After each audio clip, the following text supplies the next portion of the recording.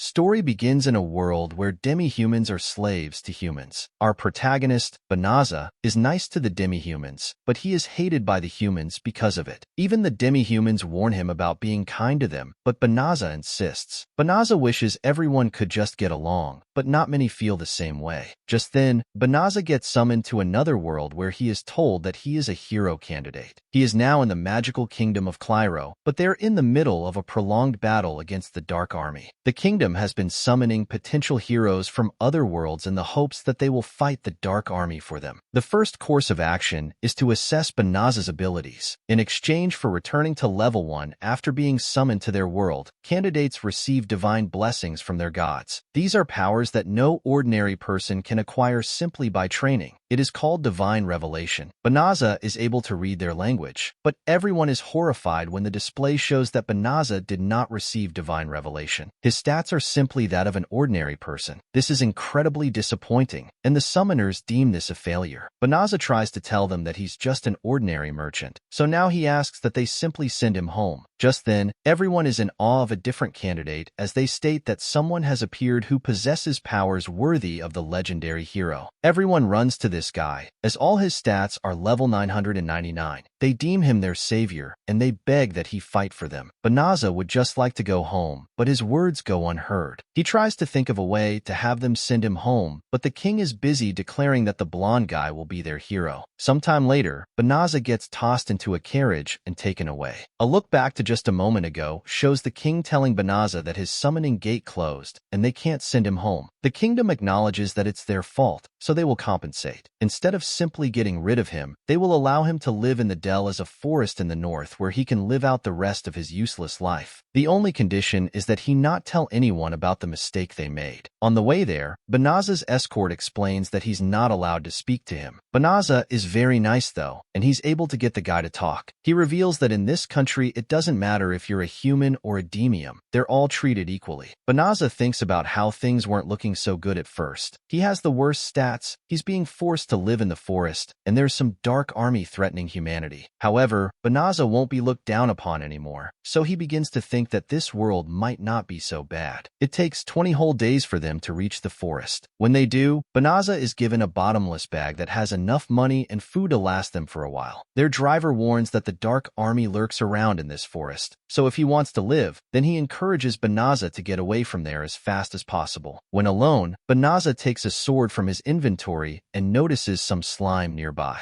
They look similar to the ones from his old world, so he assumes that they won't attack him. He is very wrong though, so Banaza must defend himself. He manages to survive the encounter, but his cheap weapon has already begun to fall apart. Just then, a notification reveals that he just reached level 2. His stats look different from before, but Banaza is confused by the strange symbol that has replaced the numbers. Banaza turns on voice notifications, so the voice tells him that he has acquired some magic spells. He will be able to activate them without opening any windows, and Banaza is shocked by all the spells he acquired. Just then, an alert reveals that a monster lure spell was placed on the bottomless bag he was given. This monster lure is definitely why the slime attacked him. Also, considering that the weapon he was given was practically useless, Banaza determines that the kingdom was setting him up to die. The voice would like to know if he wants to remove the lure spell, so he does, and Banaza wonders why they would use magic that's so easy to get rid of. Banaza goes to look for a safe spot to take shelter, but the notification stops him. It reveals that the forest has a very high concentration of melium. It's a generic term for liquids or gases emitted by demons that cause serious harm to humans. So, the voice would like to know if he wants to purify the forest. Our unassuming protagonist thinks it's a good idea if that's something the system can do, especially if he will have to live in the forest. The system explains that it will consume 1/3 of his magic, but Banaza figures that he is so powerless that it doesn't matter. Banaza is shocked though when the purification spell activates, and it ends up being a grand display of magic. Just then, the notifications go crazy as Banaza levels up several times. Back at the castle, the princess points out how terrible it was to send Banaza to the forest, especially since everything was all their fault. The worst part about it is that the Dark Army set up their front lines in the Dell Forest. The king couldn't care less as he just calls Banaza a useless piece of trash to be their hero. Just then, the king is urgently told that someone just used the highest holy magic of all, purification. Purification. The king is amazed that the golden-haired hero was able to acquire such high-level holy magic already, but he is shocked when he is told that it was not him. The golden-haired hero has headed south, but the purification spell was used in the forest to the north. Back with our boy Banaza, he finds that he has leveled up all the way to level 367. He didn't even eliminate any monsters, so Banaza determines that in this world, you can level up just by using magic. What's even more confusing to him is that the strange symbol is still showing up next to his stats. This is all a lot to take in, so Banaza decides to hide the level up notifications. Banaza checks to see how much magic he has left, and he is surprised to see that it's been fully restored in just seconds. Instead of thinking he has some amazing ability, Banaza assumes that his magic capacity is just terrible. He worries that he might still be in danger as he assumes that his magic is so weak that it probably didn't purify the forest that well. Banaza is banned from living in the town, so the system recommends that he use shape-shifting magic. This would allow him to go unnoticed, so Banaza gives it a try. He tries out changing gender but regrets it pretty quickly and changes to something better suited for him. The system then recommends that he use teleportation magic, so he teleports into the city. In his old world, teleportation was a spell only really powerful sorcerers could use, so Banaza assumes that this world is different and everyone can use it here. The clever Banaza tries to teleport himself to his old world, but it doesn't work. He then looks for a guild so he can make some money. Registering as a merchant might be difficult since he is so new, so he hopes to find an adventurer's guild. That way, he can do some monster hunting or transport quests. Luckily, his system gives him directions to the guild. When there, it is explained that adventurers are assigned ranks based on their accomplishments. They can earn better rewards and accept tougher quests as their rank rises. It's pretty much the same as guilds in his old world, so Banaza decides to register. He can't give his real name though, so he goes with Fleo instead. Fleo wants to make money quickly, but he is too low of a rank to earn very much. Just then, Fleo overhears a girl in need of someone that can escort her to the Dell Forest. Unfortunately, she doesn't have much money to offer. Even worse, it is rumored that the Dark Army has a frontline base in that forest. No one is willing to take her, but she is desperate to help her family that lives near there. Some adventurers shove her aside when they become annoyed, so Fleo offers to take her. She explains that she doesn't have much to offer, but Fleo says it's not a big deal since he has been there before and he can just teleport them there. Everyone is absolutely shocked to hear him say that he can use teleportation magic, but they don't believe he can use such a rare ability, and they just think he's lying. The clueless Fleo is surprised that it's not a beginner spell, especially since it didn't even use that much of his mana. Just then, one of the royal knights named Baylor Roa demands that he get away from the girl. She declares that Fleo doesn't look like a skilled enough sorcerer to use such an advanced spell, so she is suspicious of him. Her group is just as skeptical, and they all accuse him of planning to do something devious. Fleo realizes that he can't afford to cause any suspicion, so he offers to take them all with them. They go somewhere hidden so he can use teleportation, but Baylor Roa warns him not to try anything funny. Fleo instantly teleports them, and they are shocked. Teleportation alone is already unbelievable, but he was able to take them really far away.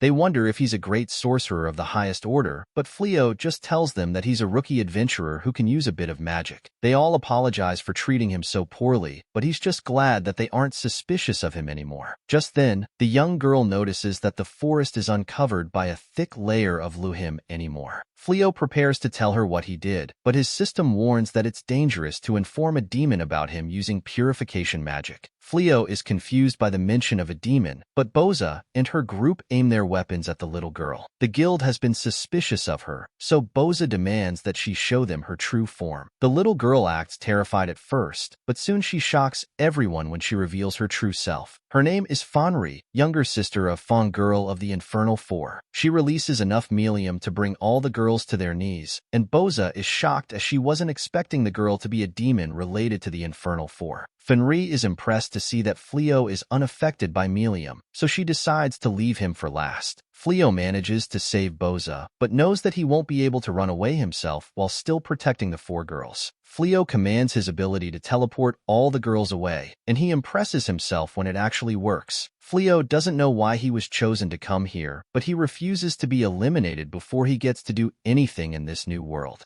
Fleo decides to stand up and fight, so he prepares to try out every single spell he has. However, this video ends here. Thanks for watching this part.